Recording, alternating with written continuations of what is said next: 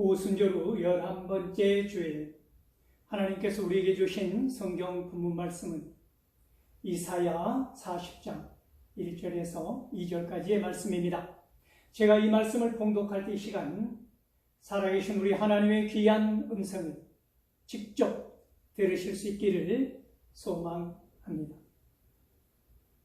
너희는 너희 하나님이 이르시되 너희는 위로하라, 내 백성을 위로하라.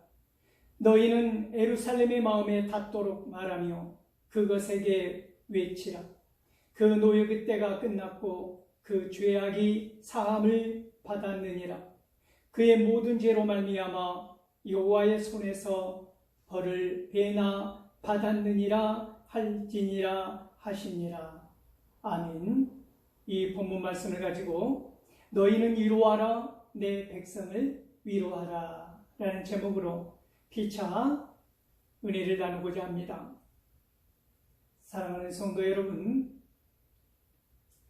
칭찬은 고래를 춤추게 한다는 말을 저는 오늘 본문 말씀을 생각하면서 위로는 고래를 가슴 뛰게 한다라는 말로 바꾸어 보고 싶습니다.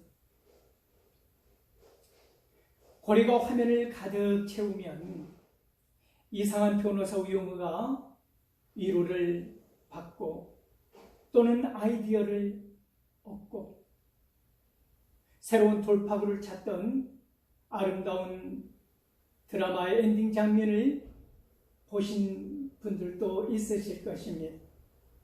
많은 감상평을 내놓을 수 있는 멋진 장면들로 구성되어 있는데 제가 그 속에서 붙잡은 단어는 바로 위로입니다. 나의 오래된 슬픔과 고통은 마치 경험해 보지 못한 낯선 감정처럼 옆으로 밀어둔 채 타인의 아픔과 어려움에 내일마냥 달려들어 공감하고 소통하며 위로의 메시지를 띄웠던 순간과 부딪히는 일상과의 확연한 온도차, 그때 마주한 우리들의 감정은 무엇이었을까요? 진실로 위로가 필요한 시대입니다. 따뜻한 눈빛에 정다운 한마디 말에 얼었던 가슴이 봄날의 햇살에 녹아져 내리듯 허물어지던 경험 또한 있을 것입니다. 우리는 그렇게 진실로 위로가 필요한 시대에 위로함을 받지 못한 채 혹은 위로를 하지 못한 채 아프게 각자의 삶을 살아내고 있는 것입니다. 마치 지금 나인성에 당도한 무리들처럼 무거운 슬픔의 공기에 짓눌려 있는 것 같이 말입니다. 누가복음 7장 11절에서 17절 말씀을 보면 예수님께서 나인 성문에 이르실 때 사람들이 한 죽은 자를 메고 나오지 않았습니까? 그가 누구였습니까? 한 어머니의 외독자, 곧 과부의 외아들이었습니다. 그 어머니의 통곡이 얼마나 애통하고 처절하였겠습니까? 주님께서 과부를 불쌍히 여기시고 울지 말라고 위로하시면서 그 관에 손을 대신 것입니다. 청년아, 내가 내게 말하노니 일어나라 말씀하셨습니다. 그러자 죽었던 자가 일어나 앉아서 말을 하게 되지 않았습니까? 사망의 아들을 놓아버리고 절망한 어머니에게 예수님은 아들을 다시 살려서 주심으로 생명의 역사를 이루시고 하늘의 위로를 베푸신 것입니다. 이 놀라운 위로의 현장에 있었던 사람들이 하나님께 영광을 돌리고 한 말이 무엇이었습니까? 하나님께서 자기 백성을 돌보셨다고 선포한 것입니다. 이사야 66장 13절 말씀입니다. 어머니가 자식을 위로함 같이 내가 너희를 위로할 것인즉 너희가 예루살렘에서 위로를 받을 것이라 말씀합니다. 이사야 49장 15절 말씀을 보면 여인이 어찌 그 젖먹는 자식을 잊겠으며 자기 태에서 난 아들을 긍휼히 여기지 않겠느냐. 그들은 혹시 그를 잊을지라도 나는 너를 잊지 아니할 것이라. 하나님의 이끌는 위로의 말씀을 들어보십시오. 에레미야 31장 16절 말씀입니다. 여호와께서 이와 같이 말씀하시니라. 내 울음소리와 내 눈물을 멈추어라. 내 일에 삭슬 받을 것인즉 그들이 그의 대적의 땅에서 돌아오리라.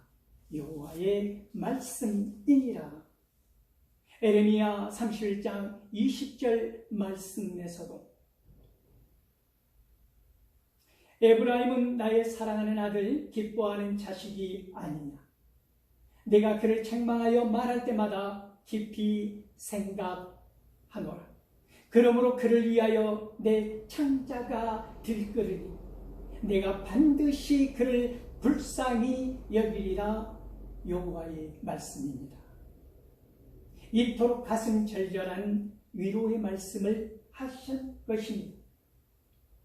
오늘 본문 이사야 40장 1절 말씀을 보면 너희의 하나님이 이르시되 너희는 위로하라. 내 백성을 위로하라고 명령하십니다.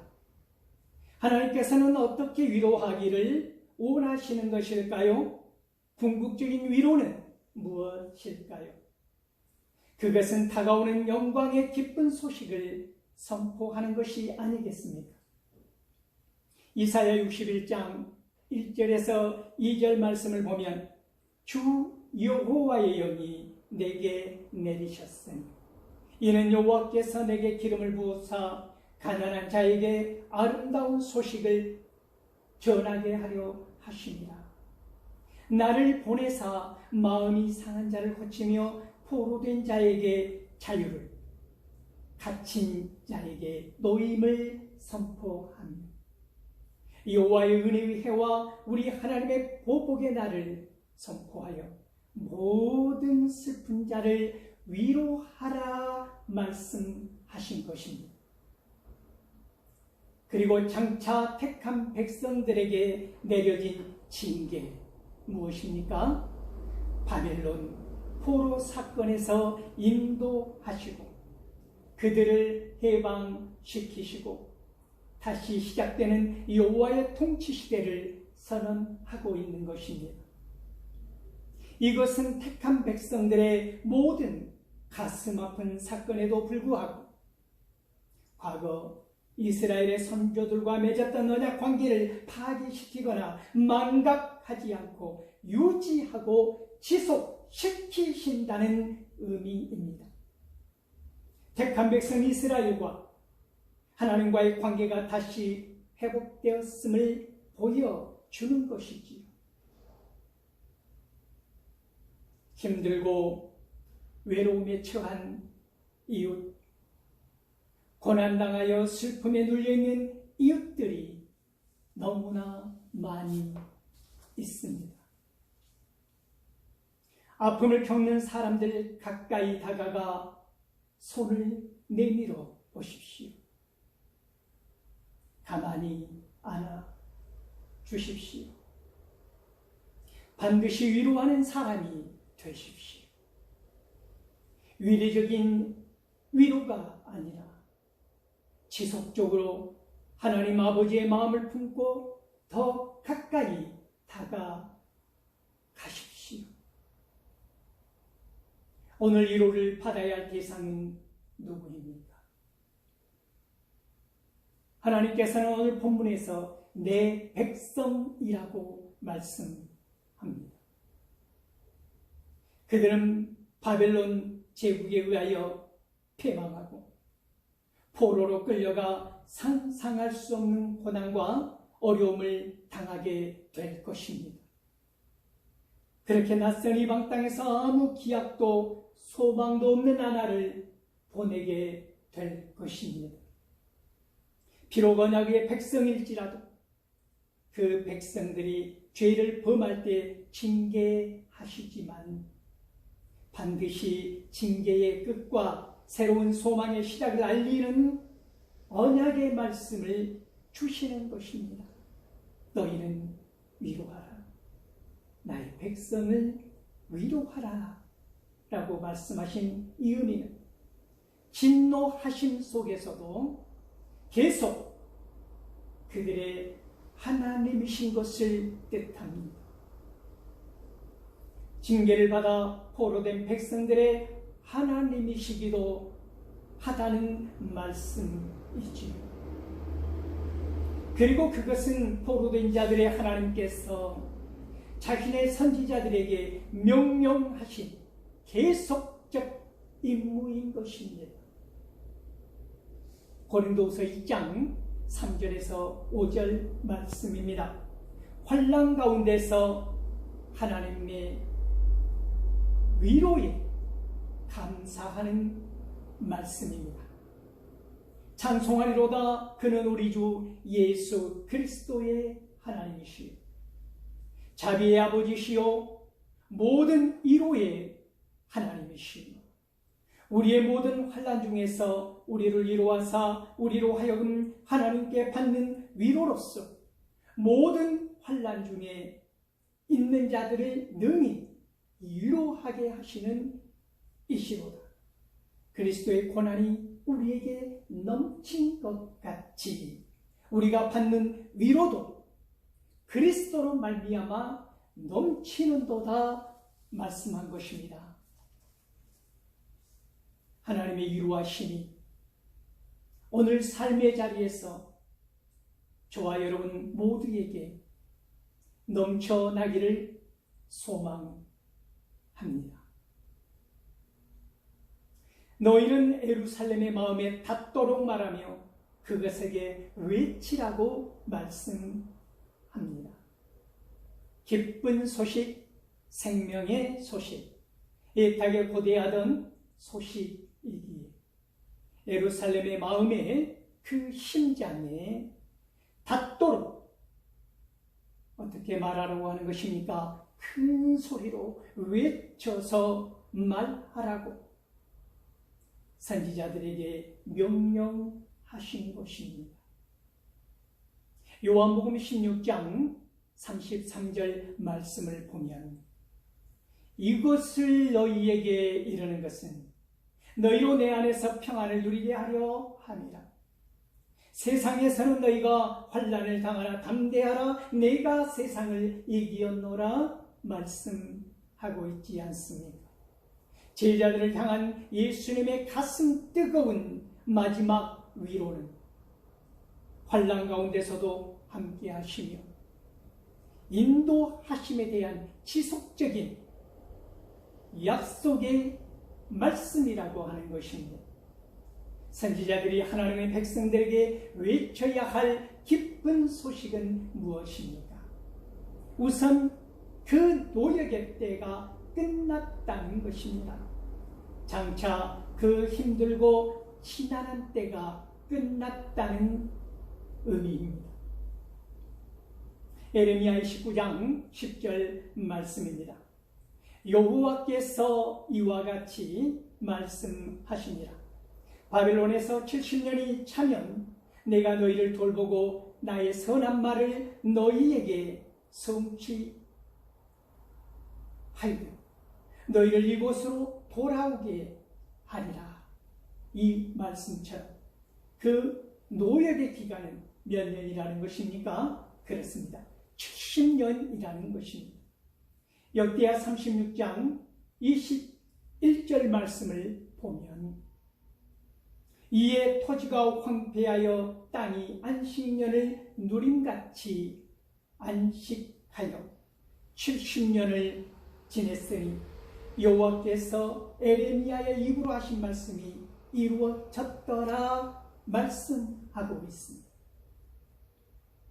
인고의 세월 그 70년 동안 역설적으로 유다의 토지는 황무하게 버려져 있음으로 말미암아 오히려 그 땅은 쌓인 모든 죄와 행악의 그림자까지도 다 걷어낼 수 있었다고 하는 것이지요. 70년의 기간 동안 회개하는 백성들과 선지자들의 흘린 피와 땀과 눈물의 기도가 하나님의 자비하심의 다음 역사는 무엇이지요? 역대하 36장 23절 말씀입니다. 바사왕 고레스가 이같이 말하노니 하늘의 신 여호와께서 세상 만국을 내게 주셨고 나에게 명령하여 유다 예루살렘의 성전을 건축하라 하셨나니 너희 중에 그의 백성 된 자는 다 올라갈지어다. 너희 하나님 여호와께서 함께 하시기를 원하노라. 바사왕 고레스가 비로소 포로 귀환 칙령을 선포하기에 이르도록 하신 것입니다. 그리고 이어서 그 죄악이 사함을 받았느니라고 크게 외치라는 말씀입니다.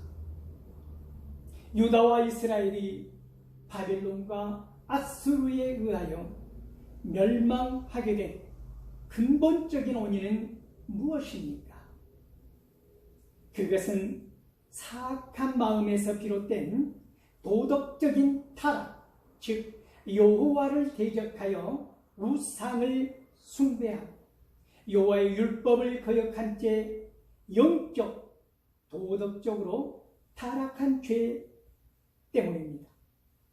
열왕기하 17장 7절에서 8절 말씀을 보면 이스라엘 왕국이 버림받은 까닭을 증언하는 말씀을 볼 수 있지 않습니까?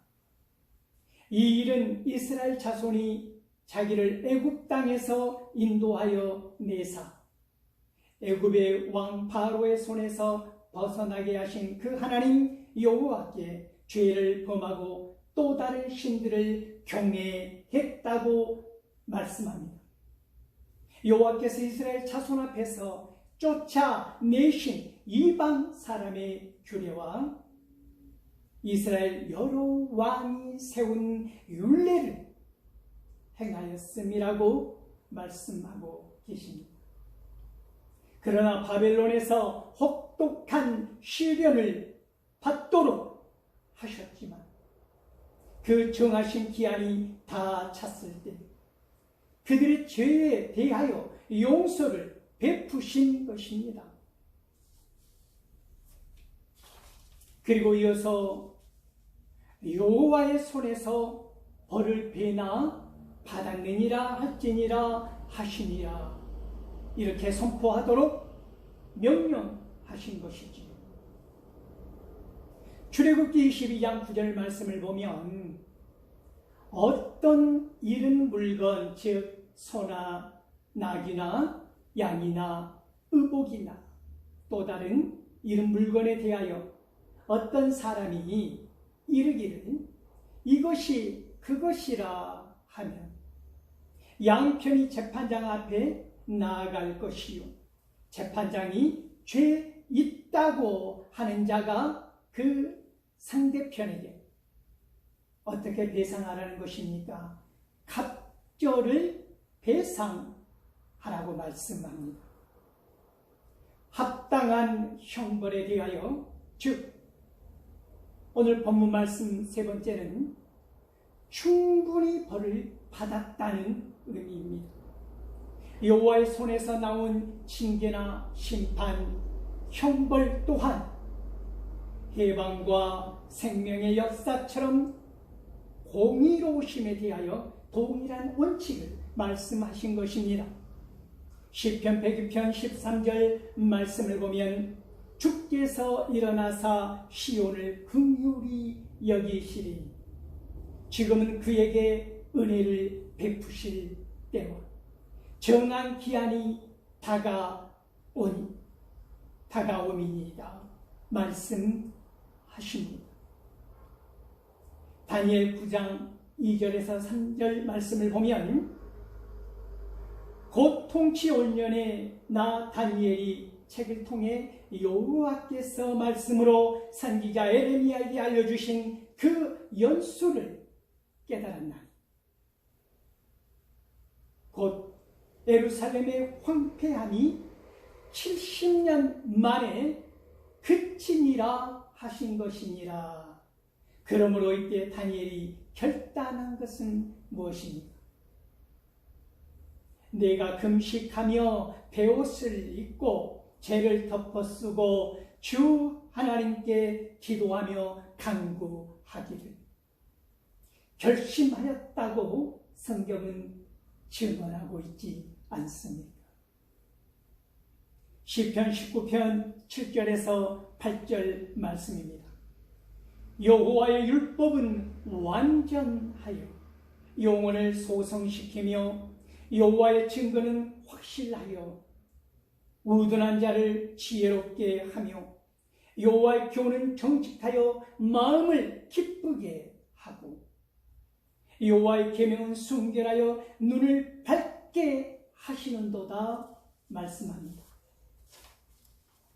그러므로 삶의 자리에서 신음하며 치유와 회복을 강구하는 고난당한 이웃을 향하여 세상의 다른 언어로